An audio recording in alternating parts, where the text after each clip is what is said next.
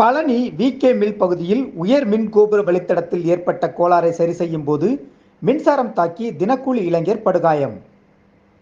சனிக்கிழமை இரவு 11 மணியளவில் கிடைக்கப்பெற்ற தகவலின்படி திண்டுக்கல் மாவட்டம் பழனி அருகே பாப்பம்பட்டியைச் சேர்ந்தவர் விக்னேஷ்.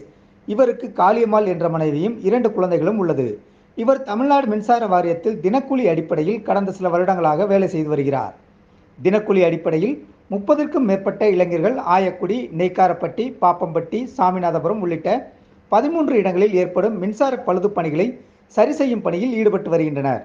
இந்நிலையில் சனிக்கிழமை பெத்தநாயக்கன்பட்டியில் உள்ள தனியார் தொழிற்சாலையில் டிரான்ஸ்பார்மர் பொருத்துவதற்காக லைன்மேன் காட்டப்பன் என்பவரது தலைமையில் விக்னேஷுடன் 5 பேர் சென்றுள்ளனர்.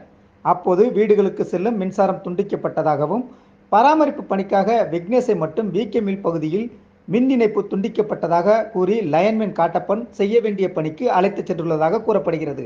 அந்த இடத்தில் தாளையம் பகுதிக்கு செல்லும் ஒரு உயர் கோபுர லைனும், பழனிக்கு செல்லும் உயர் கோபுர லைனும் சென்றுள்ளது.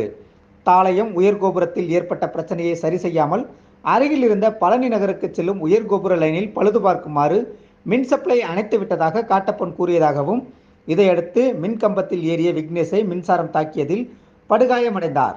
உடனடியாக விக்னேஷை மீட்டு பழனி அரசு மருத்துவமனையில் சிகிச்சைக்காக சேர்க்கப்பட்டார். இதுகுறித்து பழனி தாலுகா போலீசார் விசாரணை மேற்கொண்டு வருகின்றனர். நிரந்தர மின்சார ஊழியர் செய்ய வேண்டிய பணியை தினக்கூலி அடிப்படையில் வேலை செய்ய வந்த இளைஞர் மின்சாரம் தாக்கி படுகாயமடைந்த சம்பவம் அதிர்ச்சியை ஏற்படுத்தியுள்ளது.